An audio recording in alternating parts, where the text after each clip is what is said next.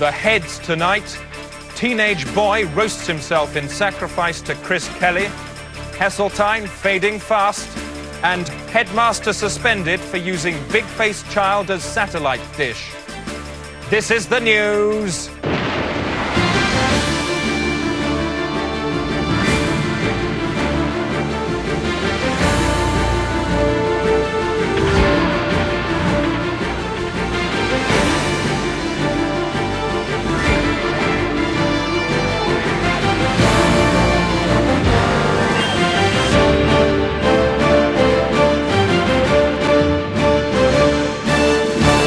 This is the news.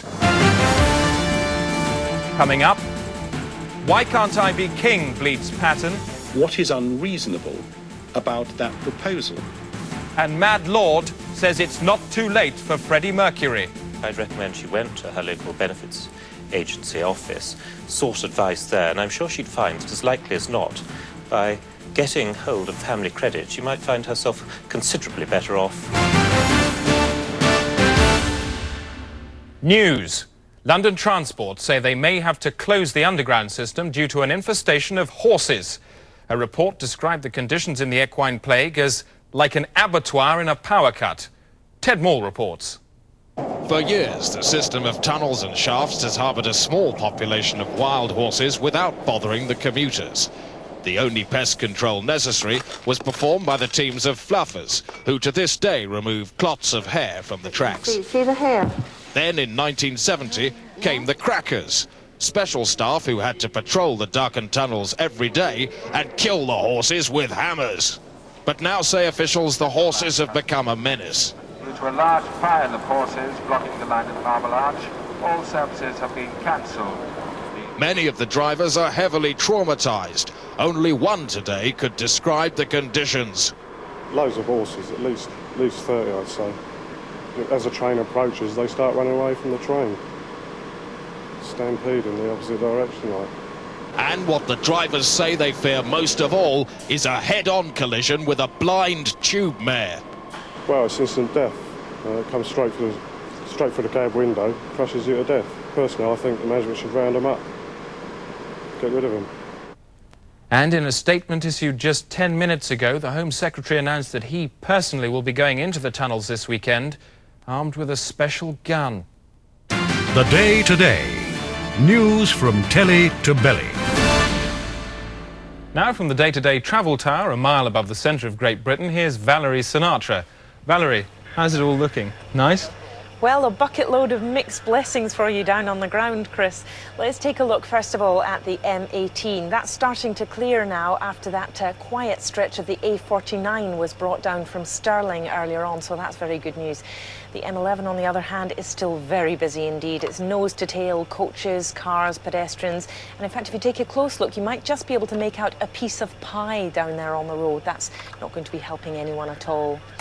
You'll have heard earlier on the news about the motorway pile-up this afternoon. The M6, the M58, the M61 and the M56 all collided, so safer to avoid that altogether. Good news, however, on the A12. Those earlier congestions have now cleared, so you should have no problems at all if you want to go there and bathe a child. Finally, a warning to speeding motorists. Police marksmen have now been stationed on all major roads in and out of London. That means anybody caught speeding can be shot in the chin, so best to avoid that too. Back to you, Chris. Thanks, Valerie. That was great. Thanks a lot. Take care. See you soon. Take care too, right? See you tomorrow? I will. Yeah, I hope so, yeah. Okay. Take care. Ciao, Chris. Bye. Bye-bye. The BBC has confirmed that it's ditching the 9 o'clock news in favour of a new soap opera called The Bureau. It's set in a 24-hour bureau de change. It started just 12 seconds ago on BBC One, so let's dip into it and see what all the fuss is about.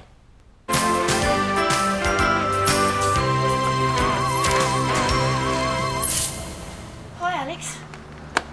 Oh, hi, Maria. Didn't see you there. I just popped in to see how you were. Don't talk about it now. We'll discuss it later. Yeah, well, that suits me just fine. It's a nice colour you've got in your hair, Ange. What is it? Chili hot pepper? No, just a bit of henna. You got a problem? No. You bloody trout!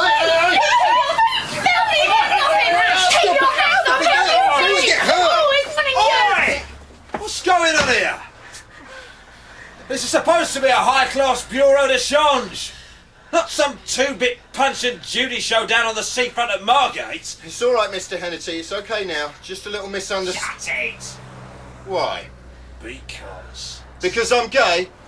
Is that it? Go on. Say it. You're on borrowed time, sunshine. And as for you, you can pack your bags. You're out!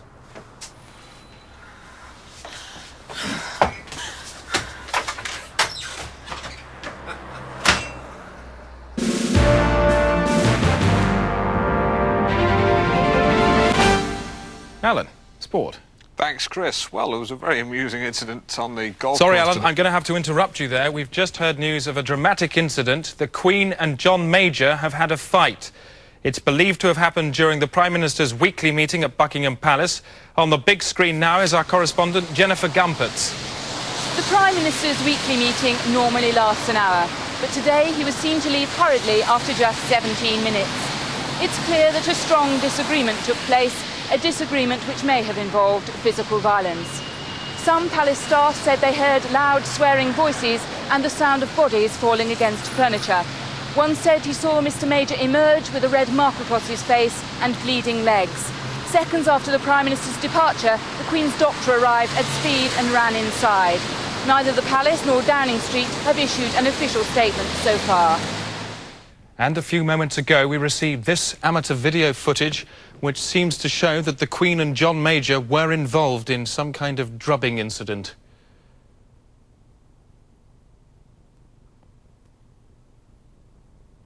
And as a result of that broadcast, the crisis has deepened dramatically. I'm joined by our crisis correspondent, Spartacus Mills. Spartacus, this is huge history happening, isn't it? It's bigger than that, Chris. It's large. I mean, if you've got a history book at home, take it out, throw it in the bin. It's worthless. The history books now will have to be rewritten. What will they say?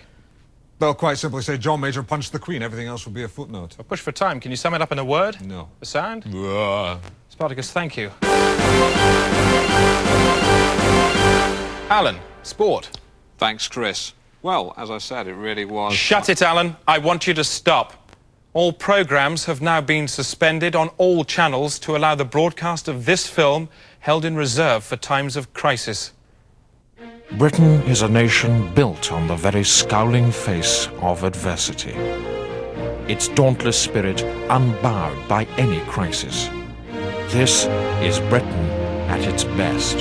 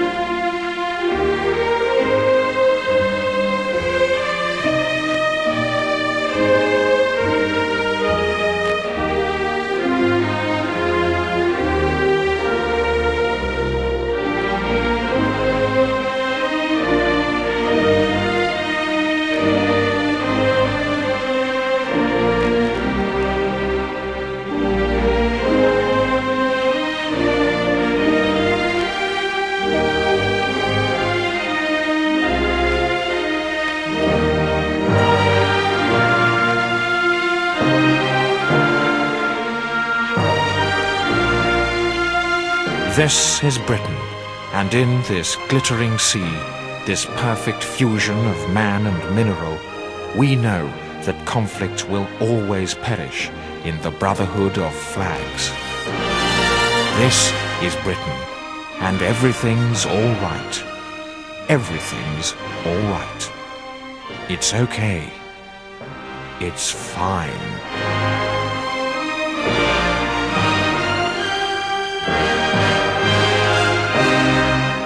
During that film, we've been watching number 10.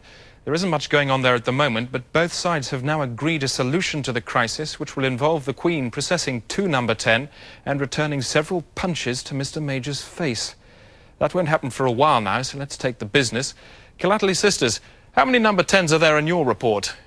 Thanks, Chris. There was a big smell of fear in the city today when leisure conglomerate Bottington Fiasco fell 10%, There's one. leaving the cup open for a hammer bid from Silica Fist Fruit at 12. There were no dollars today. I'm Collaterally Sisters. On to the money markets. Quick look at the currency kidney.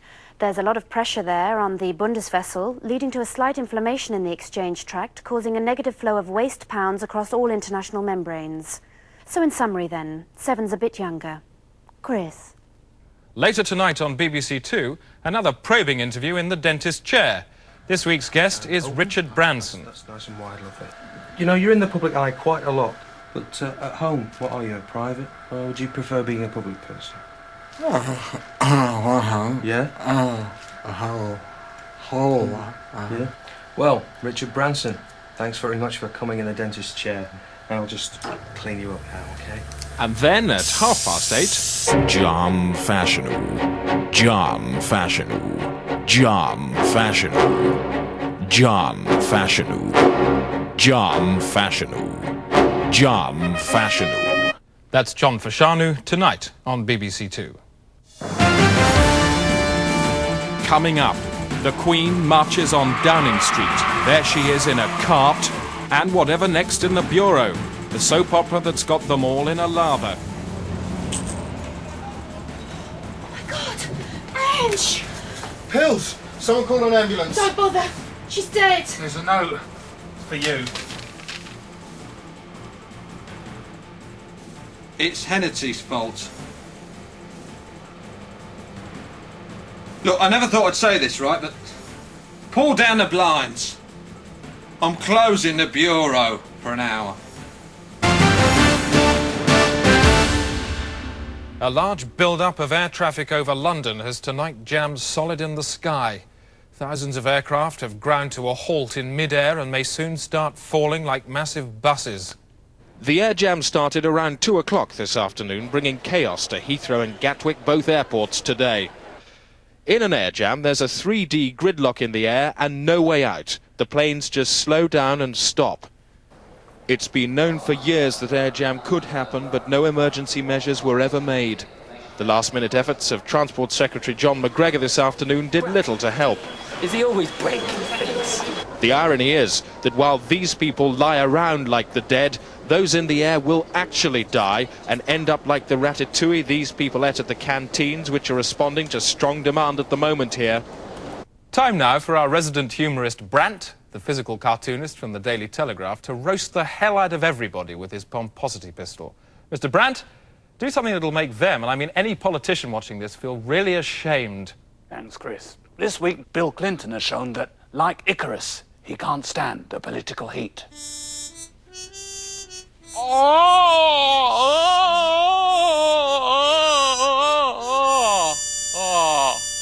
America now, and this report. Milwaukee State Penitentiary, and on death row, it's wedding bells, not execution yells, as condemned strangler Chapman Baxter prepares to tie the knot with female felon Charlene Gray. Can't hear you.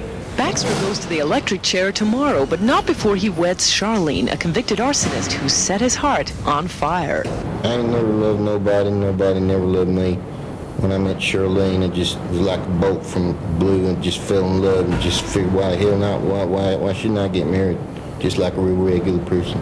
We ain't gonna go no older. We're just gonna get up there on this kind of double electric chair, and then I put the ring on Charlene's finger that connects the circuit, and then when we kiss, it completes the circuit, and then you know what's gonna happen. Meanwhile, Baxter's bride-to-be is busy with last-minute preparations for her impending ending. Did you ever kill anyone? Only my dog. The preparations for the connubial killing will start at 11 a.m. when Charlene Gray will walk down the aisle and straight into a sit-down reception. There's even a wedding cake for this wedding wake, but for presiding minister Alvin Holler, it's the bride, not the cake, who'll end up with the most tears. So why she won't go do a goddamn thing like that for? Did you try to counsel the bride? Yes, ma'am. She's sure pretty. But not for long. No, ma'am. She gonna die like a dog. It's the morning of the nupticution, and everything's ready to give these newly deads a sizzling send-off.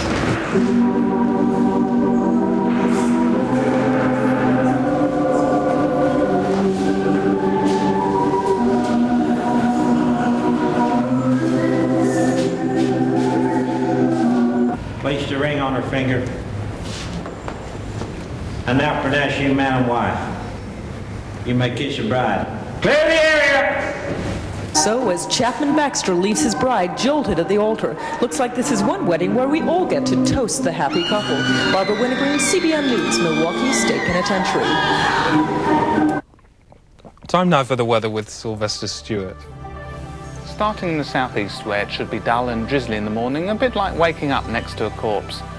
In Wales, it should start off nice, but bits of unpleasant old weather should drift back by the afternoon and the rain will bitch down. Things should improve in the northeast and the southwest, which should collide towards mid-afternoon, and there'll be loud thunderstorms later in the evening, about the volume of a Thin Lizzy concert. In summary, then, And that's all the weather. Wise words there from Sylvester Stewart. Time now for sport with Alan Partridge. Alan, you're a bit of a word man, aren't you? I certainly am, like words. Where would we be without them? Help you when you're having a chat. Yeah, do you feel them as they come out? Yeah, certainly do. What do they feel like, then? Yeah, something like that. Do long words feel different from short ones? Yeah, yeah. What about significant words? What do they feel like? Alan. What? What do significant words feel like as they come out? Do they feel different? Yes, yes. I'm Alan Partridge. Buttress is a significant word, isn't it? Yeah.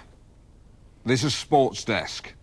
Football. The Liverpool versus Tanners match ended last night with defeat for the Tanners. I visited their dressing room. The atmosphere here hangs heavy like a big smell. The smell of men together, the smell of cat's musk. Bob Mariner, you missed the penalty. Why? Yeah, Alan, it was a bad one. It took the top of my boot. It was all over in an instant. You look really stupid. Yeah, it wasn't a good performance. I'm going to try and take a shower now. Look on to the rest of the season. Thank you. Thank you very much. Thank you. Are you going to wash away the stain of defeat? Yeah. Get clean now and look on to the next. Start again with the rest of the season. Yeah, but when you go home with your, you get to bed with your wife tonight.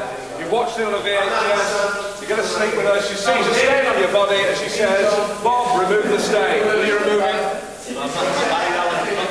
I'm married. You've got a girlfriend, though. On to show jumping. And I managed to catch up with the Australian dazzler Katrina Parfitt after this morning's big horse event. Katrina, quick word. Let me say, you look fantastic on a horse. Thank you very much. You're like the Lone Ranger on Tonto. Oh. How do you feel? Well, I feel disappointed. I didn't quite make it this time, but, you know, that's the way it goes. I was personally gutted because I love those little touches you add, the way you turn, smile at the judge. Well, a little wave, a little wink. It doesn't go on looks and smiles. It goes on a lot of skill and discipline now. I'm sure it does, but let me tell you, if I'd have been a judge, I would have been a complete mess. Right. What about the horse? How's that handling? Well, Sedanzik wasn't doing too well. He shied away from the water jump, and that's when I really began to lose it. Yeah, well, let me tell you, if you ever have any more problems with him, you could ride me round the paddock. Thank you. Anyway, I think that next year I'll have better luck. How do you ride a horse? How do I ride? How do you ride a horse? Well, I've been riding since the age of about 5. I don't think it's anything you can learn. I think it's something that's in the blood. Sedanzik Is my horse, yeah. And I shall be back next year and I shall win on him. You tell him. Thank you. Thank you. Thank you. Very much. Thank you. Katrina Parfitt, a lady. A fact, alone and tumbling through infospace. Without help, it could vanish forever. Because only this can make it a news. Here with comments on some of the stuff we've just seen, our resident reactor, Jacques Livereau, who's been commenting on everything since the start of the programme. He just sort of gets on with it as we go along. Let's dip into him now. If we could see politics, what would it look like? A cube, but with all its corners on the inside. Back now to the constitutional crisis. The Queen processes to Downing Street today to punch John Major back in the face. Huge crowds are gathering there already. Our reporter down among it all, Jonathan Sizz. Thank you very much. It really is a magnificent potato of a day here today. This, of course, the route that Princess Anne will be taking. She is the Queen's second. The Queen herself will be going down the Mall, through Admiralty Arch, around Trafalgar Square, and then on down Whitehall itself to number 10. I've been meeting some of the people here who've been getting terribly excited over the last 24 hours. It's nice to see the Queen bouncing back today, wasn't it? Indeed it was. A good quality bounce? Most certainly. And do you think the Prime Minister is going to lose today? I couldn't honestly say. It's going to be a close one, isn't it? But is it quite right that the Queen should end up on top? Yes, certainly. If you were right there, able to administer on-the-spot justice to somebody who had punched the monarch in the face, what would you do to them if you were right there, standing next to them, bang, and so on? Well, I would immediately smother the person, whoever it was, if anybody attempted to assault the sovereign. If you'd been there on the day, you would have smothered the man, Major? Yes. With your own clothing? Yes. Or anything else that came to hand? Cloths? Yes. Blankets? Yes. Even a handkerchief? Yeah. And what would you have said to him as you smothered him? No, I wouldn't have said anything at all. No words, just physical action? Physical action, that's all it's called for. Flatten the bugger? That's right. And we gather that whilst that was going on, the Queen took a secret tunnel straight into number 10 and may already be inside. This afternoon, opposition MPs turned up to weaken the Prime Minister. That was part of the deal too. And throughout the day, he'd received a stream of colleagues to use as sparring partners and tactical pain advisors, including Kenneth Clarke, Michael Howard, Christopher Biggins and Michael Heseltine. Mr. Major then received strength from supporters and well-wishers, including pop star George Michael. And our cameras have been rolling all the time. I'm told if we turn the sound up, it is possible to hear Her Majesty's arrival and the solemn punching up.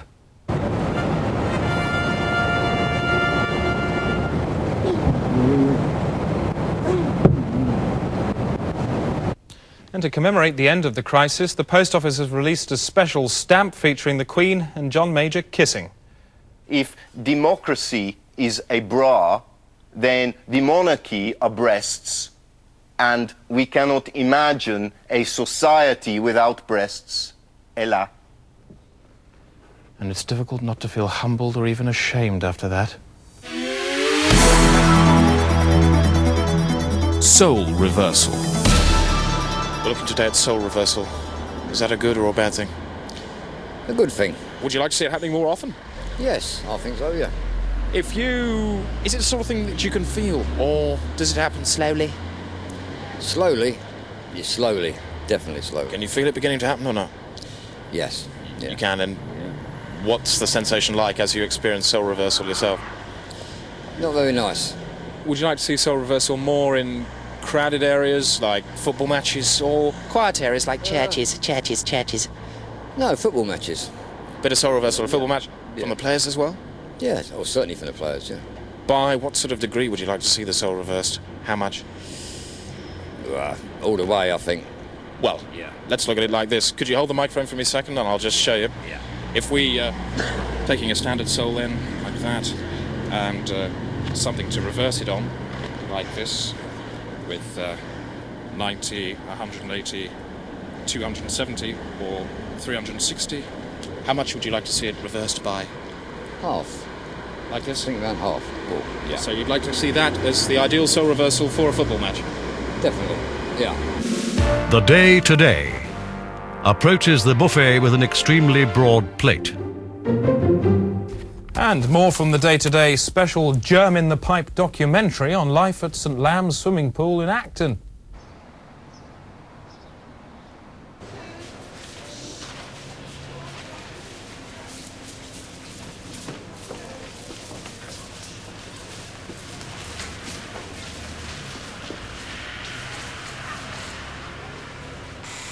I'm the pool supervisor, the night supervisor.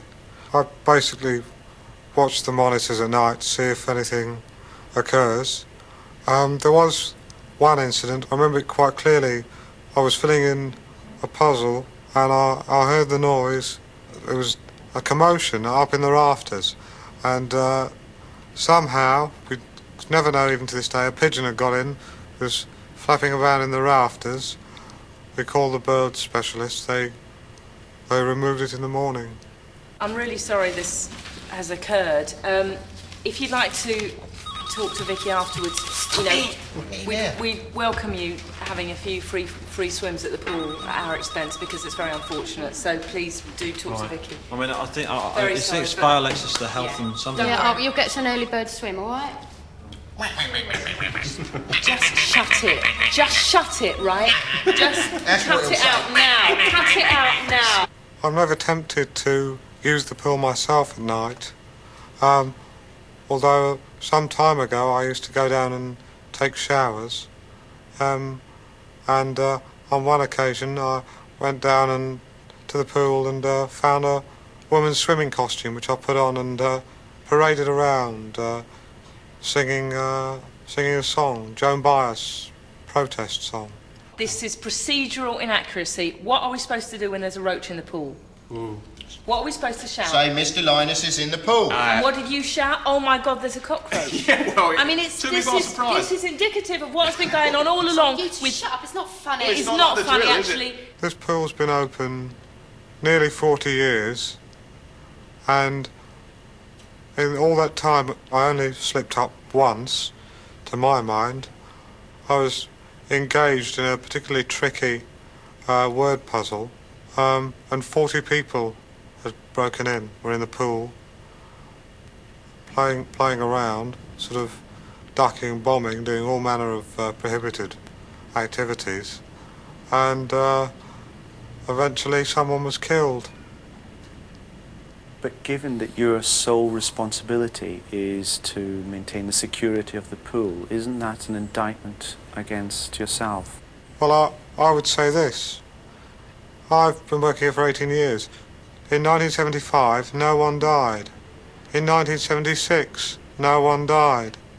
In 1977, no one died. In 1978, no one died. In 1979, no one died. In 1980, someone died. In 1981, no one died. In 1982, there was the incident with a pigeon. In 1983, no one died. In 1984, no one died. In 1985, no one died. In 1986, I mean, I could go on. No. Right. Ultra News. Just time for a quick look at tomorrow's headlines. Today, you could blow notes across the holes in his head, says Sinatra Doc. The Herald Tribune go with boiled dog could do maths, claims experimenter. The European, elastic song strangles Hucknall. The Daily Telegraph and other broadsheets feature tabs here down the side for ease of turning the pages. And the Independent go with Portillo's face felt like guts, says Girl. That's it, just to let you know that police are still looking for the actor Burt Reynolds after he stole a Dodgem and drove it out of a fairground in Islington.